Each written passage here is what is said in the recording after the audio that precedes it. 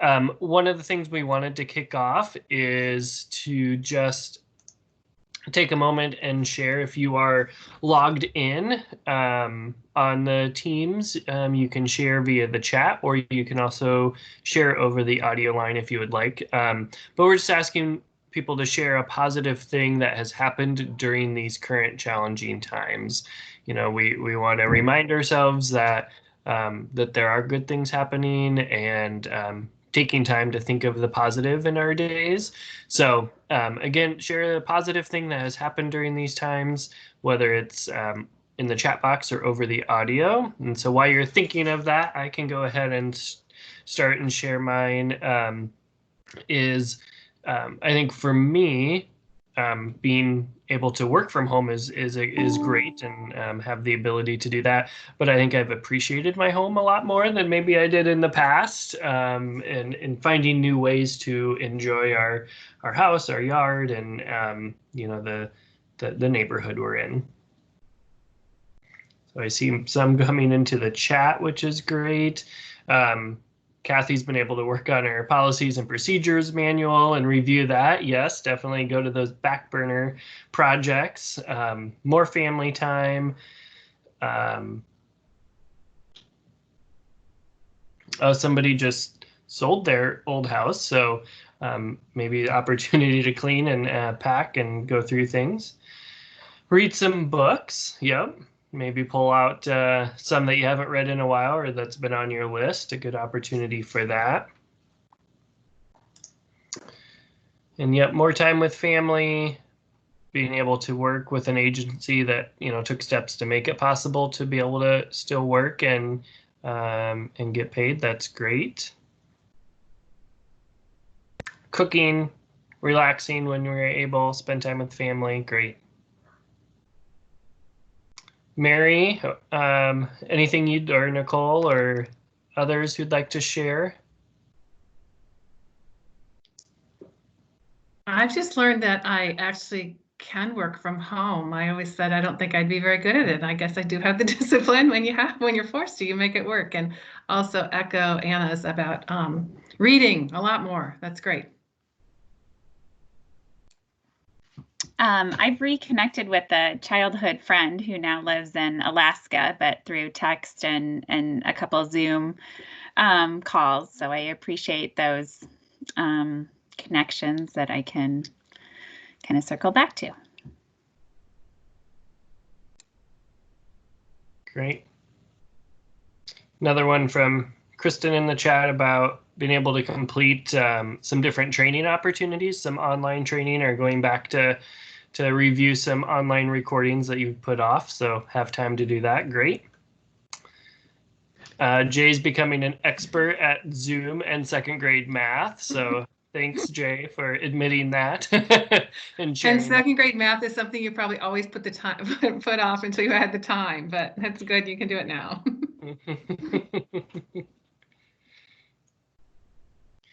Well, thanks for sharing, and feel free to continue to, you know, populate them and share with your peers and colleagues in the chat. And you know, remind you just to, you know, take time for yourself. Each day is important. Obviously, we know that in the relationship world that we're in with mentoring programs, and so we just want to make sure we remind ourselves of that as well. So I think now I'll turn it back to Mary. Thanks, Chad. We did not pay Kathy to say work on her policies and procedures manual, but that is a reminder if you have any of those back burner things and there are things that the IMP could help you with.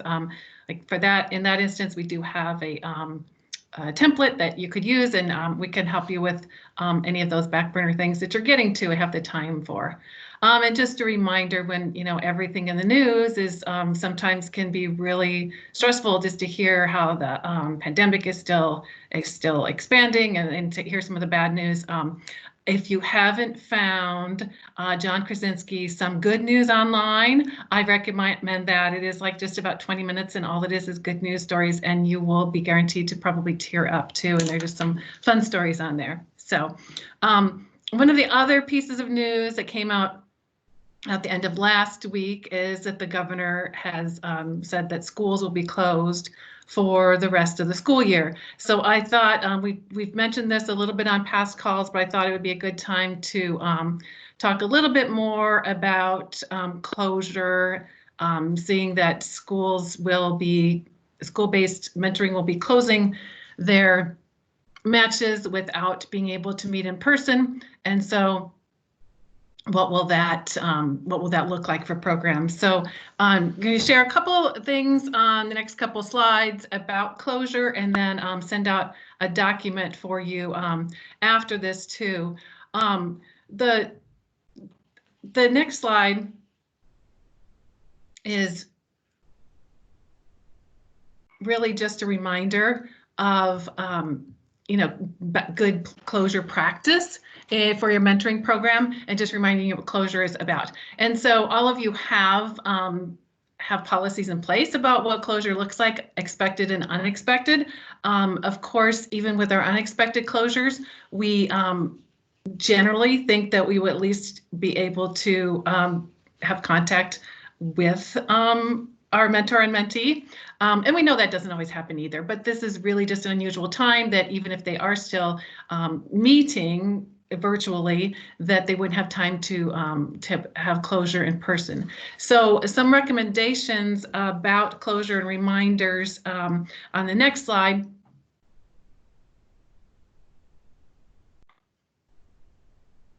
Is really just to provide as much clarity as you can about the situation and share what you know about the status of the program and what's going to happen moving forward. So I know that's everybody, this is new news for people, even though they were thinking this might happen, but what does that mean for your program? Are you going to try to arrange closure meetings for all of your matches? Are you going to try to do some end of the year virtual activity? Are you hoping that perhaps you can do an in-person virtual meeting in later in June perhaps or something? But just knowing what that will look like and what that looks like coming back in the school year and communicating as much as you can to the matches going forward is just really important.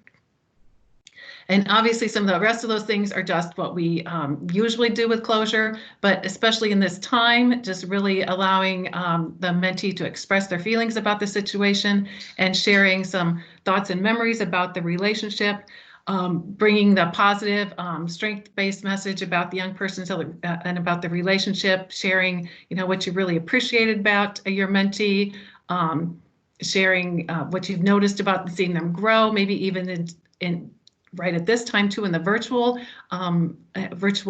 match situation, that you've noticed some strengths in your young person too, just in this this special time that we're going through right now. The last part I think is really important, that if the mentor is unavailable to participate in the final session, that important that the program staff takes on this role. I know some programs have just said they weren't meeting at this time. I really strongly encourage you, if you're not going to be meeting now for the rest of the year, that obviously it's important that you have some communication and let the mentee know that this is what the situation is, that it's going to close for this school year, and then how you're going to reassess that and what it's going to look like for the fall when you come back for next school year. So just with that additional information, I know we've all been scrambling and are still trying to make that initial contact in some situations, still trying to connect the mentor and mentee virtually. But we do have a little bit of time now to plan and to think about what this closure might look like for the school-based matches for the end of the year, the end of the school year coming up. So I'm wondering, with folks on the line, what thoughts they have about closure, or what questions they have about what this might look like. So if you can unmute yourself if you have a comment about this, or if you want to put something in chat that you have comment or question about what your thoughts are about closure.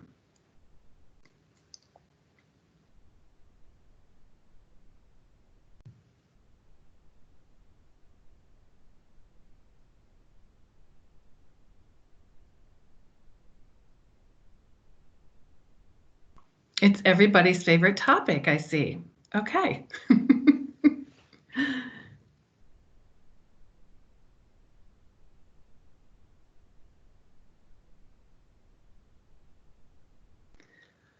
Okay, well, I know this was the actual news of really closing schools. It's been pretty new since the end of last week, but as you move forward with your planning, be sure to reach out and we can talk through as you look at what your program is going to look like.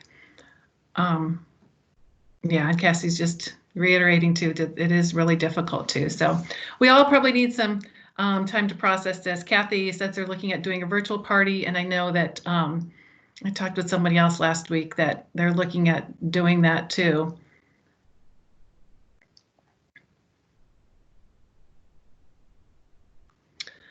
So we'll just keep this conversation going, and Nicole's going to share some other resources with you.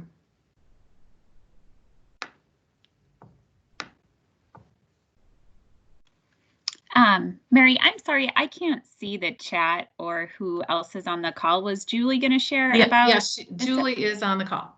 Okay, great. I think that's what we have up first is some information from our colleague Julie Struck, who works with Volunteer Iowa with disaster programming and our AmeriCorps Vista programming. So Julie, I'll let you share. Great, thank you. I thought I'd show my face for those of you who may not know me. I wanted to share with all of you some resources that we have available here at Volunteer Iowa to help support maybe some capacity building and direct service activities starting in May, going through the end of the summer through our Volunteer Iowa Vista project. We are looking for prospective host sites to support the AmeriCorps Vista project, which is typically reserved for agencies that are already part of our project. Our summer associate program is typically reserved for those that are already part of the project because of the COVID-19 response. We have been able to kind of open up our programming to pretty much any eligible entity, which all of the mentoring programs and projects across the state are definitely part of that network for us. And so Mary heard about an update on our staff call last week and invited me just to come and talk with all of you about the resources that we have with the Vista project. And I know that Chad is also on the line, and I'm not sure if you are going to be talking about the AmeriCorps state resources that are also available, but wanted to just share the benefits of the Vista project. So if you have an interest, if you need help in building capacity for your current program, for any lack or gaps that you have experienced because of COVID-19, and any dips in your programming that you need to build capacity to get back to where you need to be, starting with some planning for perhaps next fall. Vista would be a great opportunity to bring in some individuals who can really have kind of a hyper focus or an intense focus for 8, 9, or 10 weeks to be able to support your project. The difference, there's a couple differences with AmeriCorps Vista and AmeriCorps State, and I'll just mention those a little bit.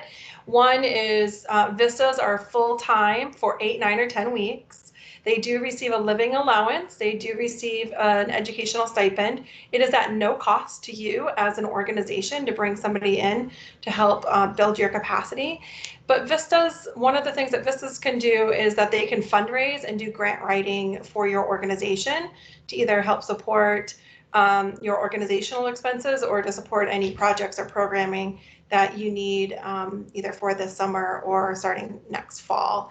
And I think in this world that we're living in right now, a lot of the focus with other organizations that we've been talking to have really focused on helping individuals access employment benefits and unemployment benefits, helping those who are elderly or senior get access to services, and then also creating a virtual learning and mentoring environment for our youth, and to help those struggling parents out there who are both trying to work as well as trying to care for and semi-educate their children during this time of school closure. So there's already some interest and some ideas that are out there that I think through Mary I can share with you so that you get a better sense of what maybe a project or program could look like. But really, all in all, is I came on this call today just to share with you that we do have this free resource available.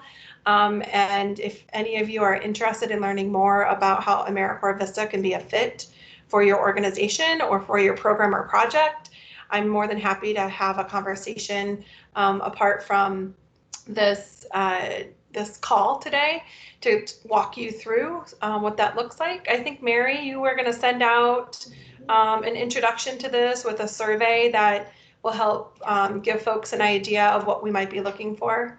Yes. So the link on this slide is us actually to your survey, and then Julie's email is live linked as well. So you could send her a message, and I'll also send them the introduction that you provided. So thanks, Julie. Yep. Chad, did you have anything else to add about short-term AmeriCorps service?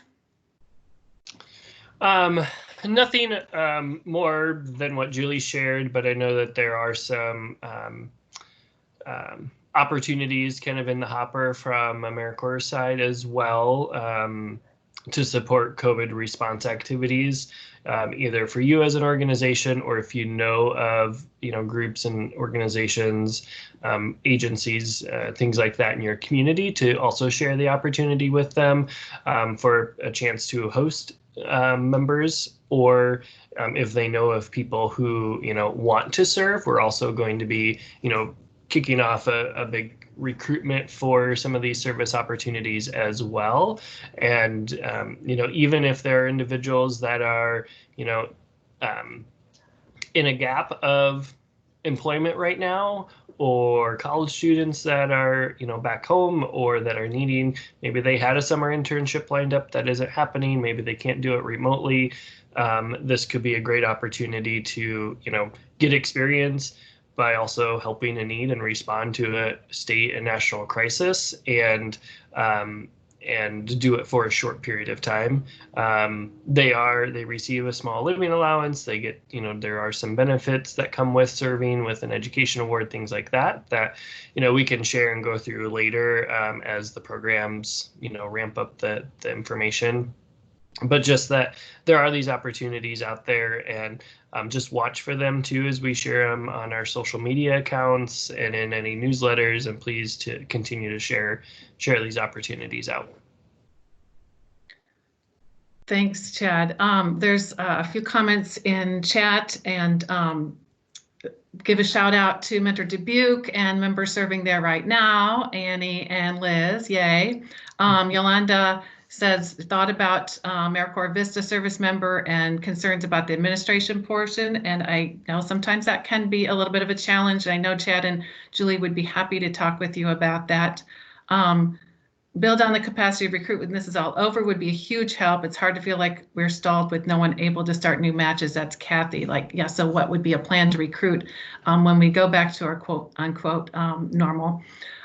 So I thought it's particular, you might perk up about fundraising too, that this is an opportunity. I know a lot of you are missing out on some fundraising opportunities. So Vista could come in and look at that, and maybe an online opportunity, or what you could do in this maybe as things, like I said, go back to whatever normal is.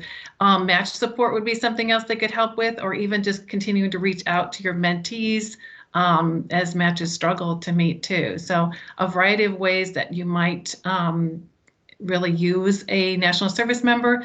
And unfortunately, with the way the economy is right now, that would be a benefit for recruitment, because there will be, as Chad said too, there will be folks looking for opportunities, and it's just a short-term thing, so you could really just have a focused project. So just wanted to share that today, and I'll let Nicole get back to other resources unless people have other questions or comments.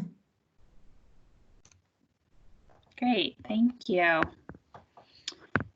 So the next link is a resource from Mentor National, and it was put together by Mike Geringer, the Director of Research for Mentor.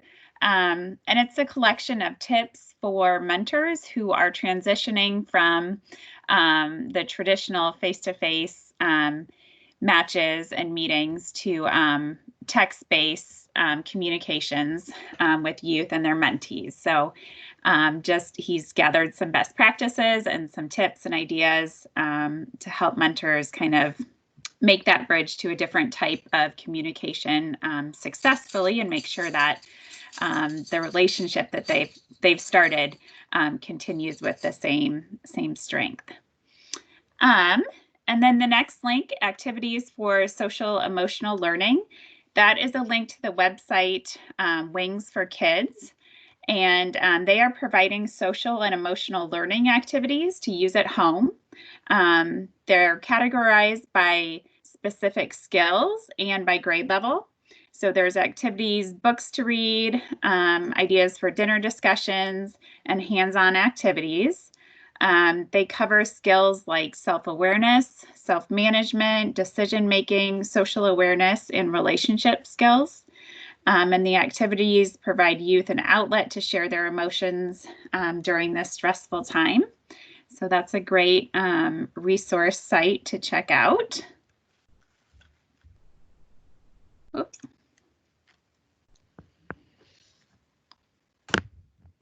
Okay, anything else in the chat, Mary, or should I go on to the training opportunities? I think you can go on. Okay, there is a link to a webinar recording. So it's not a live one, but it's about trauma-informed interactions for mentoring programs specifically related to COVID-19 and the quarantine right now. And that was put on by another affiliate, I think from the Independence region. Is that right, Mary? Yeah, you're right. And really, I think Okay. that one would be an excellent, that could be an excellent webinar for your mentors as well. I know someone was looking for resources they're sending out to mentors. So it's like 45 minutes. So yeah, I found that really a really well done webinar. Great. The next link, supporting social emotional learning. There's webinars and all kinds of resources on that web page that will take you to CASEL, the Collaborative for Academic, Social, and Emotional Learning. So again, focused on supporting kids. You know, we have all kinds of academic resources, but these are focused on the social emotional learning part that kids need so much right now. The next one, April 22nd, is a Volunteer Iowa webinar focused on virtual volunteering. So talking about transitioning some of your volunteering roles into the online world and how to do that. And that is Wednesday. And then the following week, April 28th, is our innovation exchange that we have mentioned. And that is on the impact of equity and inclusion in volunteering. And that registration is still open. So if you haven't clicked on that link, you should check that out as well. Thanks, Nicole. I just think it's really important at this time that we let folks know that you're still out there and still doing the good work to provide these really important connections for our young people. We're hearing more about mental health of everyone in this time of isolation, and schools are particularly looking at the social emotional learning, and mentoring matches provide that support all of the time. So I think it's really important that we keep reminding people that we're out there and we are in this space, and we are the leaders in this area. So people remember that we're here and they need to continue to support the good work that you're doing. That is all we have to share today, but I haven't heard much from programs today. If there's anything in particular that's on your mind or other things that you'd like us to address in future calls. We will continue these every other week, since it looks like we're all going to be working from home for another while. So if you want to put anything else in chat, ask another question, or just unmute yourself. Love to hear other voices on this call if folks have anything else they'd like to address today.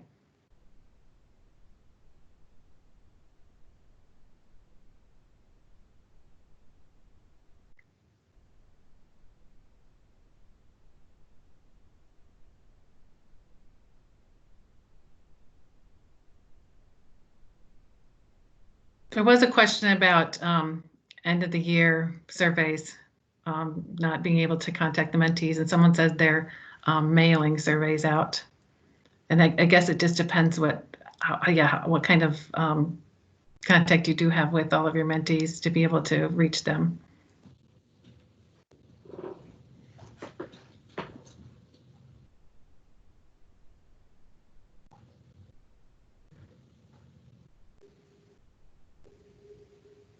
Well, we will wrap up the call. Just stay on here for just a minute longer, but if people have other things they want to talk about, feel free to ask. Otherwise, we'll hear from everybody in a couple weeks, but in the meantime, obviously reach out at any time if there's anything specific we could help your program with. Thanks.